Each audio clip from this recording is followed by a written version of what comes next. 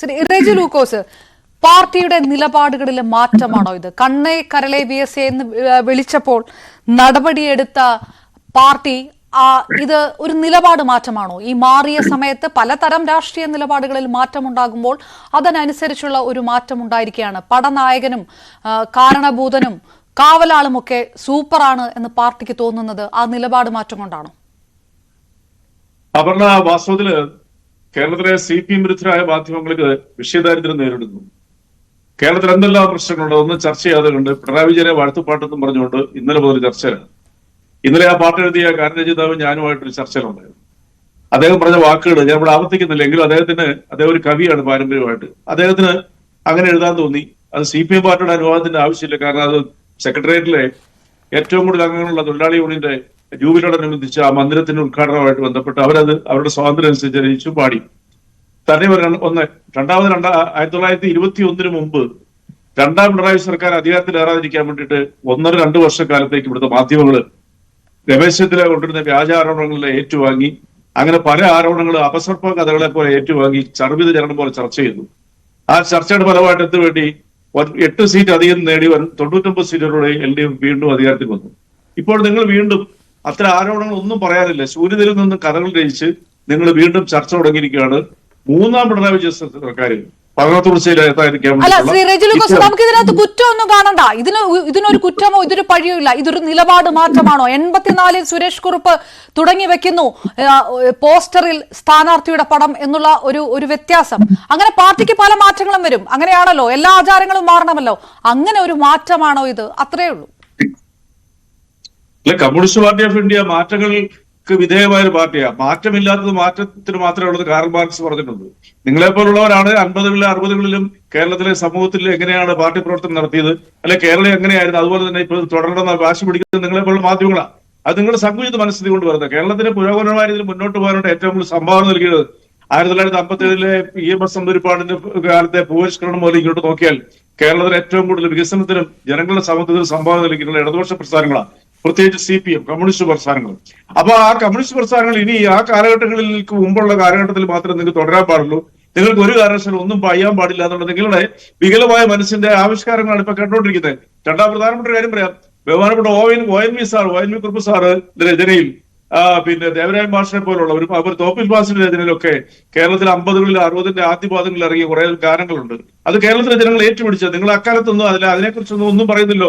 അന്ന് ഈ ചെങ്കൊടിയെ കുറിച്ച് ലാൽസലാം എന്നുള്ള വാക്കുകളും പിന്നെ കേരളത്തിലെ സഖാക്കളെ കുറിച്ചൊക്കെ അതിനകത്ത് ഈ നാടിന്റെ പുരോഗതിയെ കുറിച്ചൊക്കെ എത്രയോ ഗാനങ്ങൾ രചിച്ചിട്ടുണ്ട്. ഇന്നും അത് സൂപ്പർ ഹിറ്റുള്ള കേരളത്തിലെ മനുഷ്യരുടെ മനസ്സിൽ ഇന്നും പാർട്ടി സമ്മേളനങ്ങളിൽ അത് മുഴങ്ങുന്നുണ്ട്. ഞാൻ പാർട്ടി സമ്മേളനത്തിൽ പങ്കെടുക്കുന്ന ഒരാളാ, മുടങ്ങുന്നുണ്ടോ? അപ്പൊ നിങ്ങൾക്ക് അതൊന്നും പ്രശ്നമില്ല. ഇപ്പൊ പിണറായി വിജയൻ എന്നുള്ള വ്യക്തിയെ കുറിച്ച് ഒരു ഞാനത് പരിപൂർണമായിട്ടും അത് അംഗീകരിക്കുന്നു. ഈ മാറ്റം ഉണ്ടാകട്ടെ. അപ്പൊ 2001-ൽ VS അച്യുതാനന്ദനുമായിട്ട് ബന്ധപ്പെട്ട് ഇത് അദ്ദേഹം ഈ വളരെ ജനകീയമായിട്ടുള്ള വിഷയങ്ങളൊക്കെ ഏറ്റെടുത്തുകൊണ്ട് വലിയ തരത്തിൽ ആരാധക വൃന്ദങ്ങൾ ഉണ്ടാക്കിയപ്പോൾ ഇതൊക്കെ വ്യക്തിപൂജയാണ് എന്ന് പറഞ്ഞൊരു വിഷയം ഉണ്ടായിരുന്നല്ലോ. അതിൽ പശ്ചാത്തപിക്കുന്നുണ്ടാകും അല്ലെ? ആ നിലപാട് തെറ്റായിരുന്നു, പാർട്ടി ആ നിലപാട് എടുക്കേണ്ടിയിരുന്നില്ല എന്ന് തോന്നുന്നുണ്ടായിരിക്കും താങ്കളടക്കമുള്ളവർക്ക് ഇപ്പോ ഒരു പക്ഷേ. അത് അവരുടെ ഒരു നിർവചനമാണ്. എനിക്കത് കേട്ടപ്പോ എന്താ പറയുക, ഒരു കൗതുകമായിട്ട് തോന്നുന്നത്. കണ്ണകേരള VS എന്നുള്ള മുദ്രാവാക്യം വിളി മുഴങ്ങിയത് നിങ്ങളിപ്പോ ഉദ്ദേശിക്കുന്ന കോട്ടയം സമ്മേളനത്തിൽ ഒരു മഴയത്ത് കുറച്ചുപേര് അവിടെ ഇരുന്നുകൊണ്ട് ഒരു തരത്തിലും പാർട്ടിക്ക് അംഗീകരിക്കാൻ പാടില്ലാത്ത രീതിയിലുള്ള പിന്നെ ചില പ്രയോഗങ്ങൾ നടത്തിയപ്പോഴത്തേക്ക് ബഹുമാനപ്പെട്ട അന്നത്തെ പാർട്ടിയുടെ സെക്രട്ടറി പിണറായി വിജയൻ എഴുന്നേറ്റ് ശാസിച്ചു. അത് ശാസിക്കാനുള്ള തെറ്റായ രീതിയിൽ വ്യതിചരിച്ചിട്ടുണ്ട്. ശാസിക്കാനുള്ള അവകാശം അധികാരമുള്ള ഒരു പാർട്ടി, അത് കേൾക്കാനുള്ള എല്ലാ പിന്നെ മാനസിക ഇതുള്ള ഒരു പ്രവർത്തകരാണ് CPM-നുള്ളത്. ഞാനൊരു CPM പ്രവർത്തകരാണെന്ന് തന്നെ പറയാ.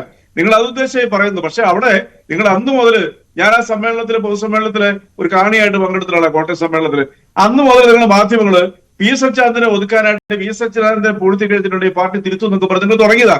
എന്തെങ്കിലും പ്രാധാന്യം അതിനകത്തുണ്ടായിട്ടുള്ളൂ? ഇവിടെ എന്താ വിഷയം? ഇപ്പൊ നിങ്ങൾ ഈ ചർച്ചയ്ക്കെടുത്ത വിഷയം എന്താ? P ജയരാജൻ ഫേസ്ബുക്കിൽ ഒരു പോസ്റ്റ് ഇട്ടു.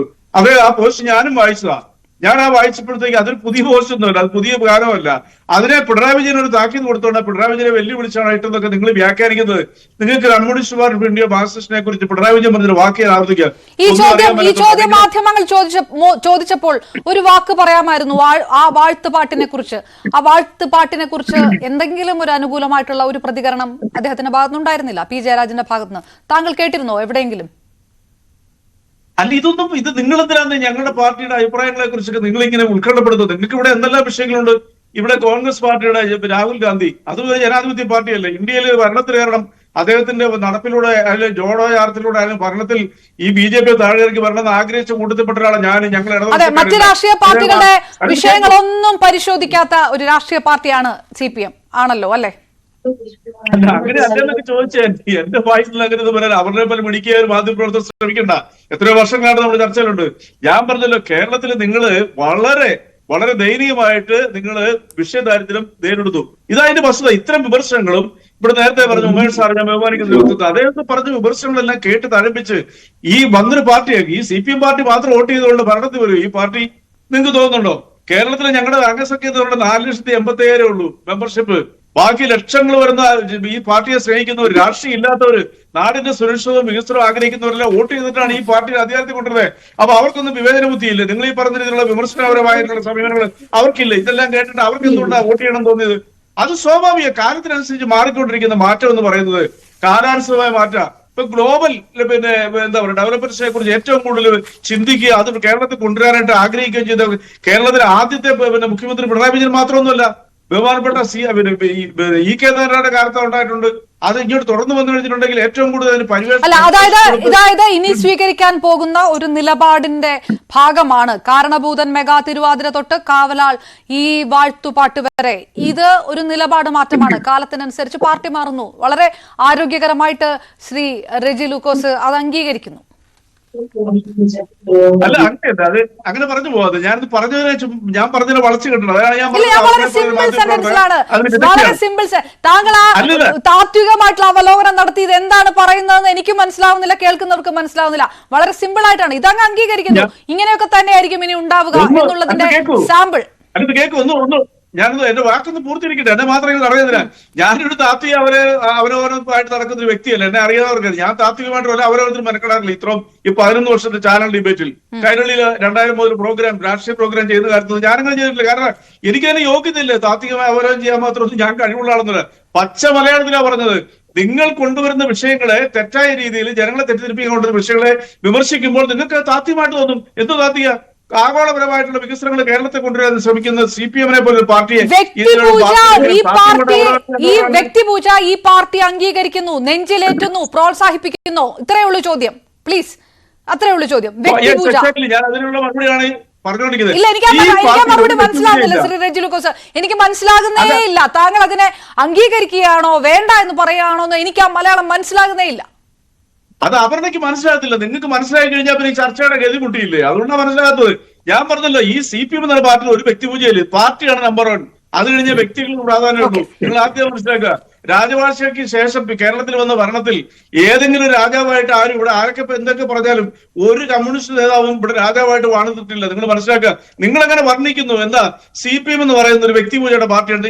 എന്ത് വ്യക്തിപൂജ CPM നടത്തിയിരിക്കുന്നത്? പറയൂ.